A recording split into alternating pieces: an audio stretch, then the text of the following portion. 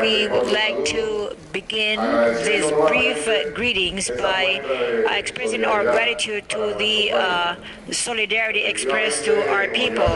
As was said here, approximately 48 hours ago, the people of Venezuela has defeated once again the interventionist attempts, the putschist attempts by the U.S. imperialism and its allies.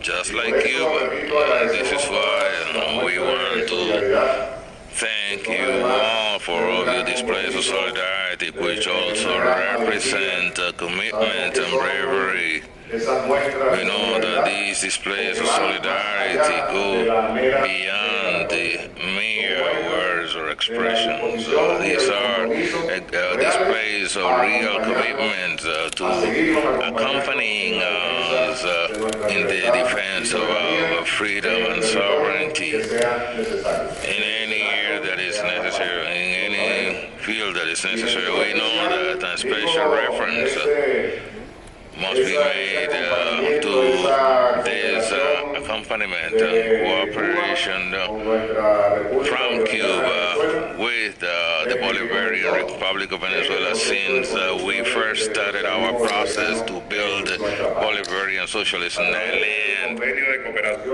Through the Cuba-Venezuela Cooperation Agreement, our revolution has been able to attain outstanding achievements, as was said by the Deputy Minister. We do not have in Venezuela Cuban troops. What we have had through all these years of cooperation have been thousands and thousands of Cuban cooperation workers who have cooperated with us in all social missions, education missions, health missions, sports missions, cultural missions, and so on and so forth. These have been outstanding achievements by our Bolivarian Revolution for the benefit of our people, thanks to the Cuba and Venezuela Cooperation Agreement. And we feel eternally grateful for that. Thank you. Thanks to the endeavors by Chavez and Fidel and Chavez. Long live our commanders.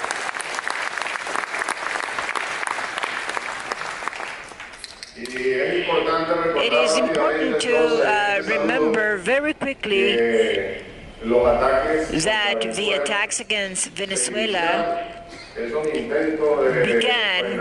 the attempts to halt our revolutionary process have not been recent. These started from the very moment when President Chavez took office first, precisely because, as from day one, our eternal commander explained very clearly our stand against the hegemonic attempts of the imperialism.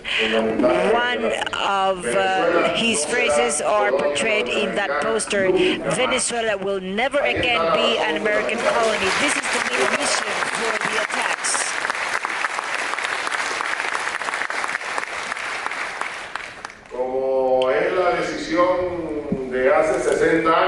As we know, has been the decision taken 60 years ago by the Cuban people, or the Nicaraguan people, or the Bolivian people, as the determination of all the peoples who continue to struggle for their national independence and sovereignty. We have decided to be free once and for all. This is the main reason for the attacks, which will continue, no doubt about that. This is what the imperialism of the U.S. have continued to do, but we will continue to defeat them. And I'm not referring to Venezuela or Cuba and Venezuela. I, for one, feel very optimistic. In fact, the empire and its allies, as was said by the Deputy Minister, has been able to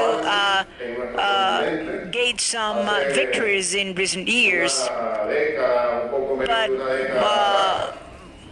approximately 1 decade ago, after those advances, we have thought in Venezuela that these have been circumstantial victories. And this is because our people continue to take to the streets with greater awareness about the historical process we are living through. There you have the fundamental cases of Brazil. Free Lula, Lula. We will forever continue to support the people of Brazil and combat Lula, because just as we receive that solidarity, which we appreciate, you can also count combats from our America and the world with our full solidarity with the Venezuelan people, full commitment. There you have the example of Brazil, the example of Argentina, Chile.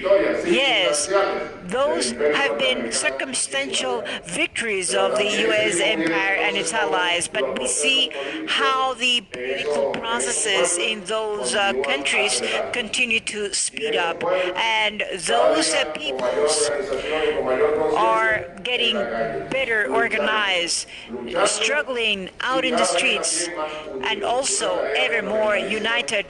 This is a main task that we have in Venezuela. I'm sure that we all share that. This is valid for all left-wing progressive political parties of the world. We should continue to work towards greater unity, to materialize joint programs, to continue together achieving important victories. Those circumstantial victories of the Yankee imperialism and its allies in our continent very soon, as we said in Venezuela, sooner than later.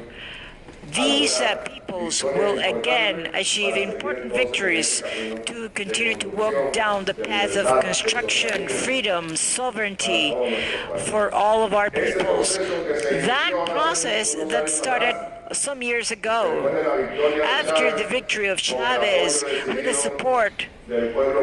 full support of the Cuban people and of Commander Fidel, Raúl, and all Cubans, made it possible for all the peoples of our America to continue to accumulate important victories to move on together down this path of freedom and sovereignty. Despite of the empire's circumstantial victory, that process of the left wing has no way back. But we should feel optimistic. That process will not regress. Those circumstantial victories will very soon become very important victories for our peoples, and we will continue to move on down this path of construction, freedom and sovereignty, the construction of socialism against capitalism, against imperialism, against those hegemonic attempts of the U.S. government and its allies. We will continue to suffer from attacks of every sort, but I repeat, we do not have any doubt, and I'm sure that you also share that same spirit. That is why we are all here, meeting to share our ideas in this battle of ideas, to continue to consolidate joint working plans for our unity. So in this world and continental unity, we will continue to struggle, resist, and accumulate victories for the benefit of our peoples. That is our path. I'm sure that despite of the attacks of the U.S. imperialism, we will continue to succeed. Thank you very much.